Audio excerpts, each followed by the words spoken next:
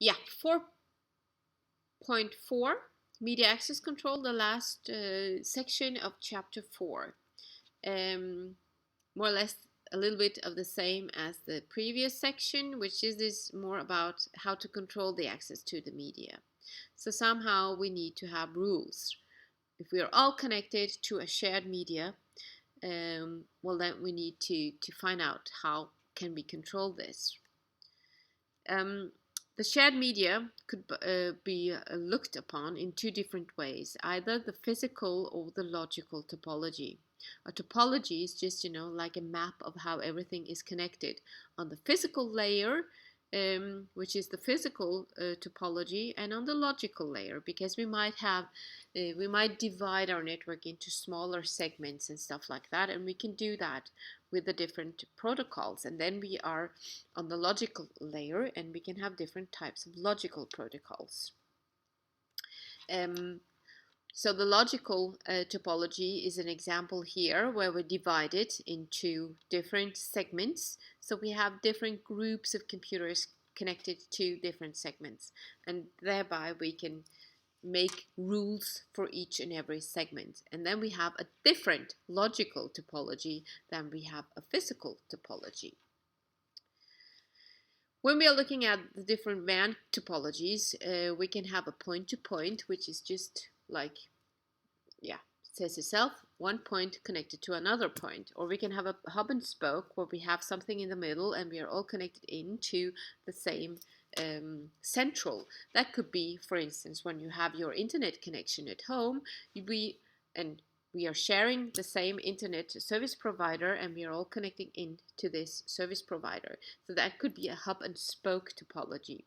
The last point here, the last topology is a full mesh topology where we are all interconnected to each other. If we have like a huge company with different subsections all over the world, they can either, of course, all just be connected to the headquarters, or they can also be interconnected to each other.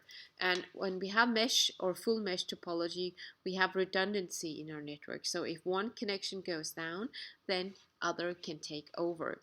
So somehow when we are designing our WAN, we will typically try to make some kind of a mesh topology to make it more redundant.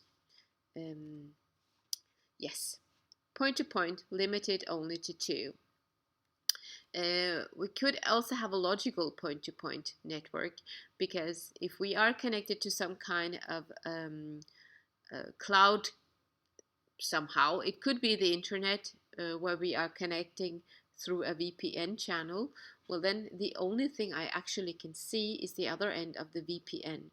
So whether we actually are connected like a hub and spoke or to a cloud, well, then the other destination I actually can see logically is the other end. Is the other end of my VPN tunnel, for instance.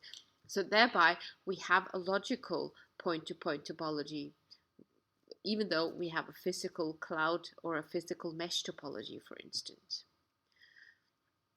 When we are sending and receiving through cables like this, we can do it in two different ways. We can do it half duplex or full duplex. Half duplex is when we can either just send or receive at a time, or full duplex where we can send and receive at the same time.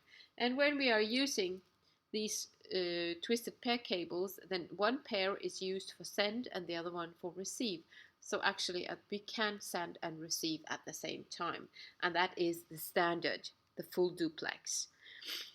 When we are looking at physical topologies on a local area network, well, then we can have a star topology where all these cables here are connected to computers. So it's like a star where the switch here is in the middle, and we are all connected into the same switch in the middle. We can have an extended star where we just connect the two switches to each other, or the 3 in this case here. And then we have an extended star. We will all be connected to the same network when we're using an extended star. We can have a bus topology where we are all connected when we are using these old types of cables, where we are all connected to one and the same cable. Then we have a bus topology. And we can have a ring topology as well, which were used in token ring, and we will talk about that in class to see how both bus and the ring topologies are working. When we are creating the rules for how and when to send, there are two ways of doing it. Either it is contention-based access, is where there are no control. I'll just try to see. I send. If no one else is sending, well, then I'll just start sending. So I'll probably just listen first to the cable, see if it's okay. It's empty. Well, then I can start sending. Or we can have the controlled access, where I need to wait for some kind of my turn. Typically, it's a small package which goes through the network, and when I receive the small packet, well, then I'm able to send something. So that is called controlled access, and we're using that in token ring. Ethernet are using contention-based access, where there are no rules at all. Yeah. In this case, it is called CCNA1 on a Ethernet network, which means carrier sends multiple access with collision detection. Because, of course, we can find out that two devices are listening to the cable at the same time, and both of them say, okay, this is free, so I can start sending. And then we will have a collision on the network. The Ethernet is made up so that it will find out whether there has been a collision, and the collision is then taken care of by making them resend their package. Yes. So on a multi-access topology, this is typically a LAN, where we are all more or less connected to the same cable, or at least to the same switch. We are all on a shared media. So then I'll just check if someone else is sending. And in real life now, well, I'm just the only one connected to this cable. So of course, when I listen to the cable, it will be free. And the way that the switch will work will also make that we don't really have any collisions anymore. So the whole idea with the collisioning part is really taken care of, both by the cable, but also by the switch. We will talk about hubs in class, where we will see that there are some devices that will actually not handle collisions very well. Yes, the controlled access, like I said, in token ring, which we will also look at in class, where we have where we need to have access before we can send, or granted access before we can send. In token ring, we are also using a ring topology. So all of the devices that are interconnected are connected in a ring.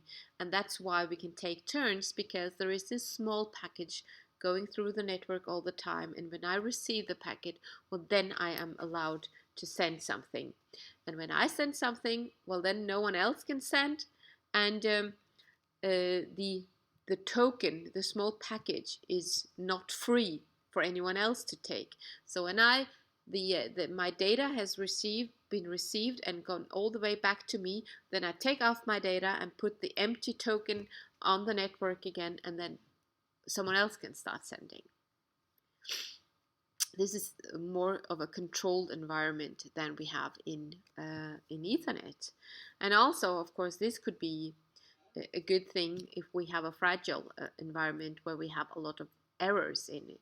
So then we need to have more things to be controlled than when we have in an Ethernet network, especially now when we have only one connected to the cable at a time. We don't really need that much control. It will just make a lot of overhead in our network, and we don't really need that. The layer 2 addresses is a address that is available on the shared network, and on an Ethernet network we are using the MAC address. When we are using point-to-point topology, we don't really need an address, because if it's not me, well, then it's the other end of the cable. So we don't really need a specific address for that purpose. This is here again the frame. The data link frame, where we in the end have something to say, now we are stopping. and we have typically a checksum that will make sure that everything is received correctly. When we are sending data from one network to another, the way that the layer 2 is functioning is that it will typically change. It could be wireless when you send it out to the router, and then between the routers we can have different types of serial connections or frame relay. No, not frame relay, but some kind of a fiber optical connection between the routers. So the way that the data link frame will be actually changed to different frame types on different types of networks that we are connected to. So this will be unpacked and packed into a new type of frame whenever it reaches a wireless router or a normal wired router or whatever we are sending it to and from. So the data link frame will change when we are sending the data from one network to another. It could start off as an Ethernet frame, which we are using on the cable local area network, which looks like this. It is we have 1500 bytes of data that we can put in here. And then it might change to a point-to-point protocol between two routers, for instance. This is a much simpler frame because we don't really need that much control when it's only a point-to-point connection. And then it could change to a wireless frame when I'm sitting on a wireless network. And then we have a lot more control things we need to take care of because somehow the wireless network are more insecure and more fragile than our wired network. That's also why it's much slower. So the data link frame can change. It will change when it goes from one network to another. And that's it about the data link layer.